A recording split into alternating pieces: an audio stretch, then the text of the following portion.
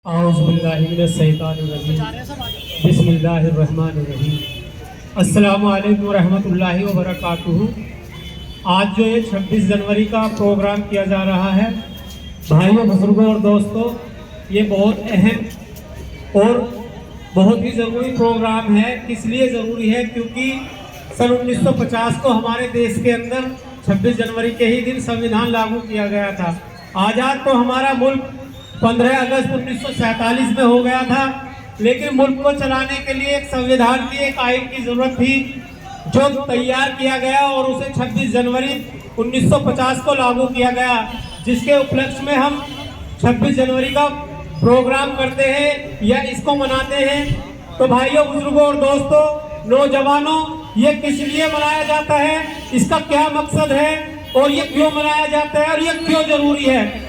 क्योंकि जो संविधान है दोस्तों, संविधान के अंदर इस मुल्क में सभी जाति धर्म या हर एक इंसान को अपने तरीके से जीने का अधिकार है या आजादी से रहने का अधिकार है। वो अपने मजहब को अपने तरीके से मान सकता है, वो अपनी इबादत गाहों को अपने तरीके से बना सकता है, वो अपने मजहब पर चल सकता है, चाहे वो किसी भी धर्म या जाति का हो।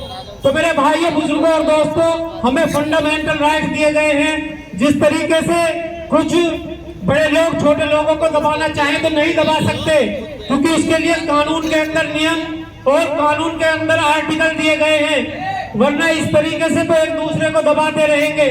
तो ये जो संविधान है, ये हमारा एक रक्षक है। किस तरीके से ये हमारी रक्षा करता है और हमें किस तरीके से जीने का अधिकार हमें मिला हुआ है।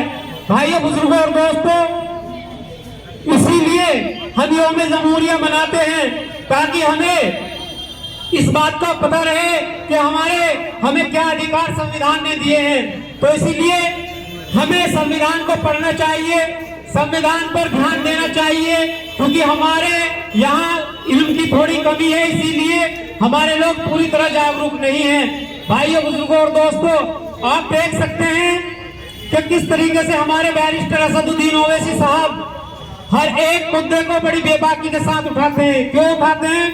बहुत सारे लोग कहते हैं इन पे कोई केस बुक नहीं होता, इन पे कोई मुकदमा नहीं होता। तो इसीलिए तो मुकदमा नहीं होता, उन पे ना कोई केस होता, क्योंकि वो संविधान को जानते हैं और कानून को जानते हैं, किस कानून के तहत मुझे क्या बात करनी है। तो मेरे भाइयों बुजुर्गों और दोस्तों, कहना यही है कि आप सबको यौम जमहूरिया की बहुत बहुत मुबारकबाद।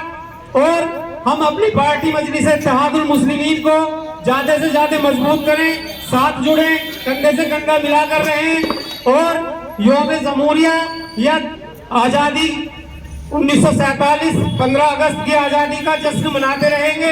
इसी के साथ मैं अपनी बात को खत्म करता हूँ। आखिर दावाना अल्हम्दुलिल्लाहि रब्बिल आलमीन। बहुत बहुत शुक्रिया शराफत अली साहब पांचवी सवाल विधानसभा से।